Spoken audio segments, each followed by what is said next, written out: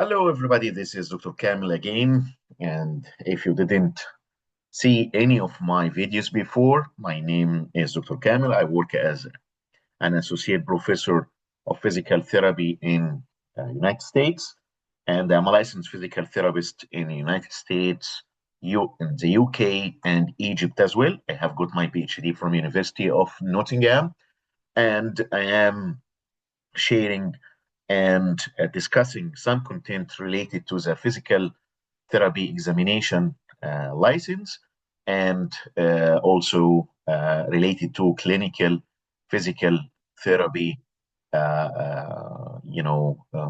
content. So let's see what is the content for today. A 78-year-old patient who is being treated for osteoarthritis of the knees reports centralized lower thoracic pain and epigastric pain. The pain is relieved by eating. Which of the following steps would be most important in screening for the cause of the new symptoms? So we have a 78-year-old patient.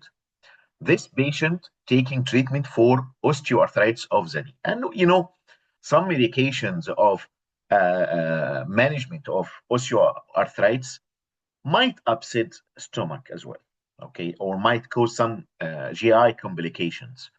Reports centralized lower thoracic pain and epigastric pain, and this pain is relieved by eating.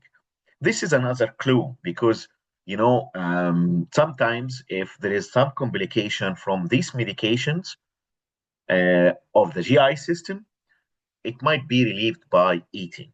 Okay, which of the following steps would be most important in screening for the cause of the new symptoms? Number one, resist the iliopsoas muscle to screen for a psoas abscess. Mm, you know, I don't think this is the correct answer because, psoas abscess, if sometimes get confused with appendicitis, and this will represented by sometimes by pain in the right lower quadrant. So I don't think this is the area which they are explaining here in this question. Ask if the patient has been constipated or has had diarrhea. So they are talking about problems with bowel movement. I don't think this could be the cause, like irritable bowel syndrome or something like that. Perform an abdominal examination to screen for an abdominal aortic aneurysm. Although abdominal aortic aneurysm might be happening in a 78-year-old patient, but I don't see anything in this question pointing toward chronic hypertension, stuff like that. And, abdominal aortic aneurysm might be presenting with a more severe signs and symptoms. Also, referred pain to another area, not to the epigastric area. So, I don't think this could be the answer. Ask if the patient is taking a high dose of non-steroidal anti-inflammatory drugs. I think this is the answer. Why? Because non-steroidal anti-inflammatory drugs or NSAIDs are usually taken for the management of osteoarthritis, especially for pain and so on, these signs and symptoms. And it might cause some sort of irritation of, peptic or causing peptic ulcer. And this will be presenting by epigastric pain. So I think this is a correct answer. Yes, this is a correct answer. Why? The patient is complaining about centralized lower thoracic pain and epigastric pain, okay? And this pain is relieved by eating. So these are the three main clues, okay? This pattern usually is associated with gastric or duodenal ulcer, okay? But the thing is, gastric ulcer would pain would increase by eating, okay? and duodenal ulcer pain is usually relieved by eating. So this is a main difference. Okay. So this patient, 78 years old, having chronic osteoarthritis, taking NSAIDs. It might be that the patient has been taking NSAIDs for a long time, and this might cause peptic ulcer, GI irritation. Okay, so and this peptic ulcer disease might lead to bleeding, perforation, or which will be a medical emergency if this happens. Okay, so this is the main thing which we need to screen for. We need to ask further questions for the patient. This is very critical. And if this is happening, like, the severe complication of bleeding, perforation, this is a medical emergency. And the patient should not be taking physical therapy, should be referred right away to the emergency room for further management. Let's look at the incorrect options. Resist the iliopsoas muscle in order to screen for a psoas abscess. Okay. What are the usual presentation of psoas abscess? Fever, malaise, back or flank pain, pain with hip extension, psoas stretch, limping. And as I told you, sometimes in the differential diagnosis, we try to differentiate between pain from psoas abscess and appendicitis. Okay.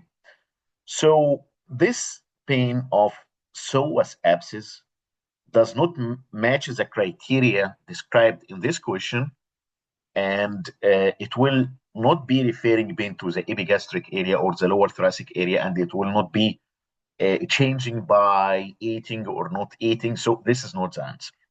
Ask if the patient has been constipated or has had diarrhea.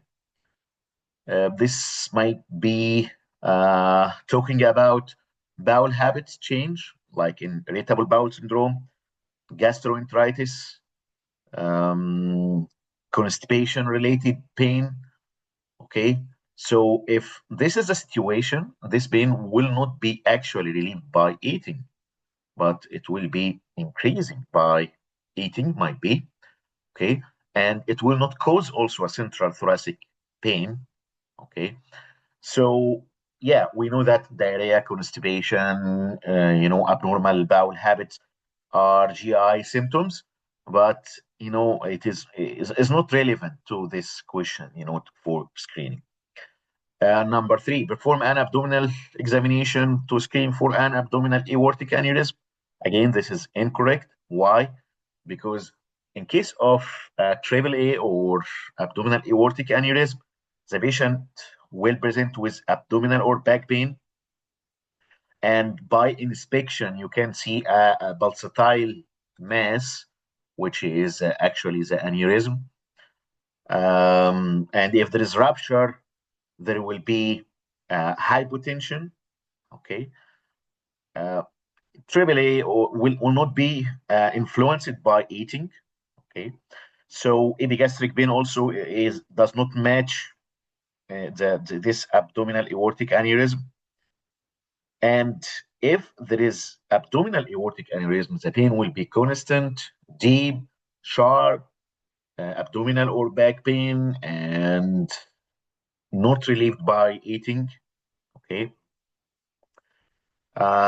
So does not fit. Yes, we know that the patient is 78 years old, and this might be the age for abdominal aortic aneurysm, but this is not the correct answer.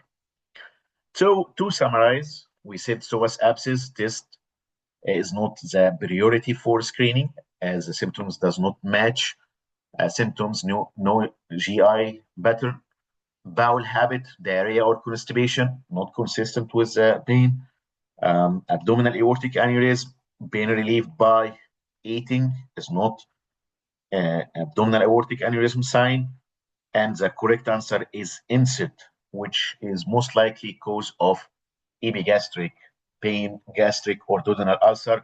Gastric will be increased by eating, duodenal ulcer will be relieved by eating. Okay.